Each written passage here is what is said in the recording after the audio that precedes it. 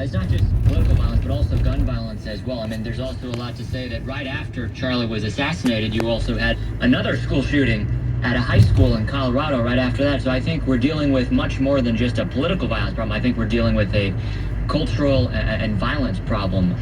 And I think I am fearful. Democracy is built on the foundation of free and fair public discourse in the public square, and an attack on Charlie, or anybody else for that fact, is an attack on all of us. And if we no longer have the ability or feel comfortable expressing our opinions in public or at all, that is a loss for our democracy as a whole. Now, to push back on Mika's point, I think it's not just a mere kind of, feelings are hurt, but I think sometimes right-wing commentators, I guess I should say maybe far-right commentators, would verge into the denial of people's existence, or maybe pushing a couple of too many buttons about trying to vilify certain groups of people. I think when it gets to that point, I think people have a right to be upset. Well, people do have a right to be upset. People have the right to say what they want to say. But where it comes in on the other side of the aisle is that we are also being told that we have to agree with what someone else wants something to be called, what someone else wants something to be named. And we're even being told that we shouldn't see things for what they are. And if you do not, then you're a fascist, then you're a racist, then you're a bigot, then you're a sexist. And these things can exacerbate on the ends of, well, if they don't agree, they must be dangerous. And I think that's what got Charlie Kirk and the unfortunate events that happened, because there are people that are taking this to the extreme when you put out rhetoric like that from the left.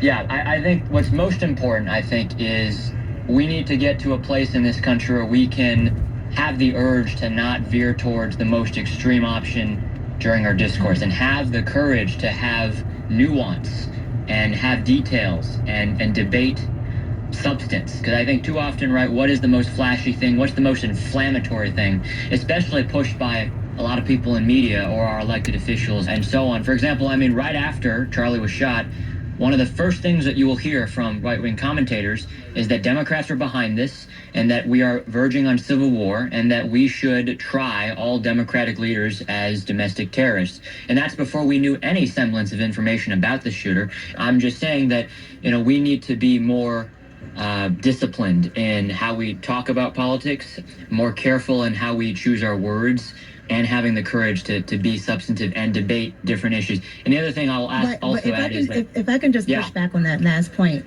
again, just like you said, someone from the right side of media, but if you go to the left side of media, right when this happened, MSNBC, there was a reporter there who got fired just moments afterwards, because he's already saying Charlie Kirk is divisive, Charlie Kirk is this, and this is why this is happening, without knowing anything. This is moments afterwards. So again, it goes to show that there's no empathy. There's nothing there that says, hey, let's take a moment and slow down. This is a human being. And that has been expressed in academia on these campuses, because a lot of the liberal campuses are pushing these ideas that the right is dangerous because they don't believe what you believe.